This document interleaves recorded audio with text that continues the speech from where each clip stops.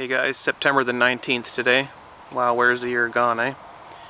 Just a quick shot of my garden before I move on. These tomatoes are ripening up nicely. Been enjoying them on salads, fresh, and cooking with some of them. And my heirloom tomatoes over here are finally ripening up as well. So that's nice. Weather continues to be really nice here in Vancouver. I don't think we've had any rain in about a month. I'm not complaining. The grass is dry, but the gardens are happy. Everything's still nice and green and alive. And hopefully it holds out just a little longer for these plants to finish ripening. I am going to show a couple clips I took over at my grandma's house the other day just to show what's going on with that main garden. And then I'll have a couple of silver related clips, and that'll be it. It's definitely working. It's September the 16th today, and as you can see, we're still having some good weather here in Vancouver. Really nice weather, in fact.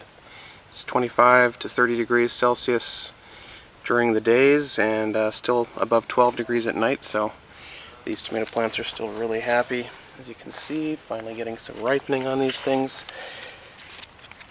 Especially these, whatever these ones are. They grow up to 20 to 30 in a cluster, which is awesome. And I have my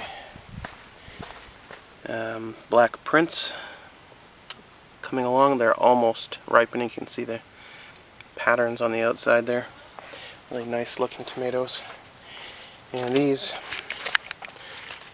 the early girls, which are, of course, should have been ripe a while ago. I don't know what's going on with them, but incredible amount of tomatoes on that plant. Some of the other tomatoes are still looking like they have a ways to go, but if worse comes to worse and the weather turns bad, which it should in October at least, and these guys aren't ripe yet, I'll just bring them in and ripen them inside, no problem. As you recall, silver was quite stable at about $27 there for a couple months, and then lifted off dramatically from 28 all the way to 34 in almost no time at all. It was a move that's only been matched by that big move up to $50 we had at the beginning of 2011. So this was unprecedented, and no one could really explain why it was happening. But it appears that the Federal Reserve has found a way to stop this. They announced QE3 a few days ago, and ever since then the precious metals have been flat and in fact look about set for a pullback here. We can't break the 35 level, and we're about to fall out of that trend line that we'd been making. Although it was quite a steep uptrend line, yeah, it does appear like we're going to be falling out of that now. Thanks to QE3. So apparently putting $85 billion into the economy every month for precious metals, as is the announcement that interest rates for paper is going to be remaining down at about 0% until at least 2016. So luckily they announced QE3, or we could be at $40 by now. My favorite silver dealer gifted me with this monstrosity the other day. Some kind of a serving dish for, I don't know, turkey or something. Probably a lot of dead, tortured birds have ended up on this thing over the years, but he said somebody brought it in, and he took it off their hands for like $1 or something, just because it was silver plated, but he's not going to bother with it. And he said I can have it. I don't know what's under the silver, but it doesn't really matter to me. I'm going to polish it up nice and shiny and see what it looks like, and I'll probably eat off this thing just because it's going to be so shiny and silvery. It's not real silver all the way through, of course, but it's going to look like silver, and if you don't really think that I'm going to eat off this, you haven't been watching this channel long enough.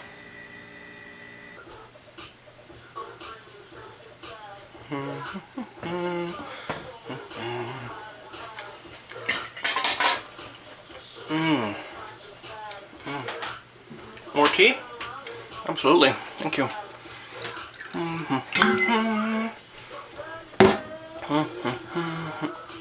What? Quick quickly before I wrap up the video, I'm just going to mention that once I scrubbed this thing on the bottom, I found a notation that said copper plated in silver. So I weighed the thing, it's well over a kilogram. So that's about 2.5 pounds of copper and some silver, I guess, plating, and it looks quite nice. So that was a nice little freebie.